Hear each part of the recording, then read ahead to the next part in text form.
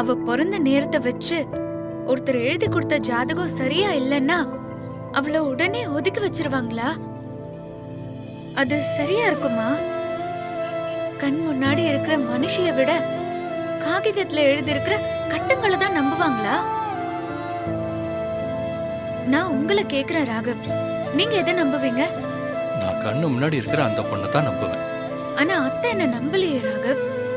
நான் இது வரைக்கும் செஞ்ச எல்லாமே அத்தைக்கு நல்லா தெரியும். என்ன பத்தி, இந்த வீட்டு மேலயும் விஷால் மேலயும் நான் வச்சிருக்கிற அஃபெக்ஷனை பத்தின்னு எல்லாமே அத்தைக்கு தெரியும். ஆனா ஜாதகம் மேட்ச் ஆகல அப்படின்னு உடனே ஒரு நிமிஷத்துல என்ன வெறுத்துட்டாங்களே, இது என்ன நியாயம் ராகவ்? இசை, அம்மாவுக்கு உன் மேல முதல்ல பெரிய கோவம் என்னன்னு தெரியுமா? போலி ஜாதகத்தை கொடுத்து அம்மாவை ஏமாத்திட்டேங்கிறது தான் காரணமே. அதுக்கு தான் அவங்க உன் மேல இவ்வளவு கோவமா இருக்காங்க. அவங்க மேல வச்சிருந்த நம்பிக்கையை நீ கெடுத்துட்டேன்னு தான் அவங்க ஃபீல் பண்றாங்க. அவ்வளவுதான். அது எனக்கும் தெரியும். அது என்னோட தப்புன்னா அதுக்கான தண்டனைய அவங்க கொடுக்கட்டும், நான் அதை ஏத்துக்கிறேன். ஆனா அவங்க அதோட நிக்கலையே. ஏன் ஜாதகம் அவரு கூட பொருந்தலையா, அதனால என்ன ஒட்டு மொத்தமா வெறுக்கிறாங்க. அதத்தான் என்னால தாங்கிக்க முடியல. நீ சொல்றது சரிதான் இசை. ஆனா அம்மாவோட பாயிண்ட் ஆஃப் வியூவே வேற. அவங்களுக்கு கடந்த காலத்துல இந்த ஜாதக விஷயத்துல கெட்டது நடந்திருக்கு.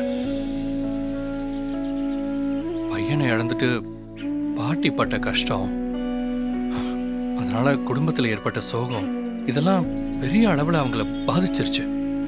அதனாலதான் ஜாதக விஷயத்துல எங்க அம்மா அவ்வளோ பயப்படுறாங்க. மற்றபடி அவங்க ரொம்ப நல்லவங்க இசை. நான் என்ன, யாராலுமே அவங்கள எதிர்த்து பேசவே முடியாது. ஐயோ, நானும் உங்களை எனக்காக அத்தை கிட்ட பேசுங்கன்னு சொல்லல. அவங்க பயத்தை என்னால புரிஞ்சுக்க முடியுது, அத்தையையும் புரிஞ்சுக்க முடியுது.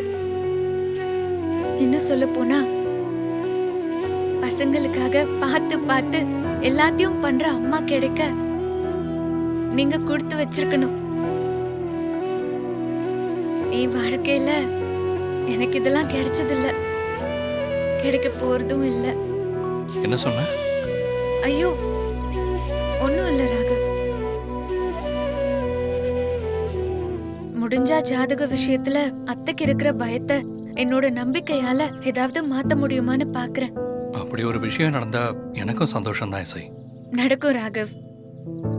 இந்த ஜாதகத்துல எழுதியிருக்கிற இசை நான் இல்ல, அதை விட நான் தன்னம்பிக்கையானவ, இந்த குடும்பத்துக்கு நல்லது நினைக்கிறவ அப்படின்னு அத்தைக்கு புரிய வைப்பேன்.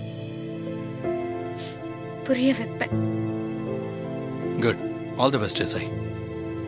சரி ராகவ், உங்களுக்கும் தேங்க்ஸ் சொல்லிக்கிறேன். உங்க கூட பேசினதால நான் கொஞ்சம் பெட்டரா ஃபீல் பண்றேன்.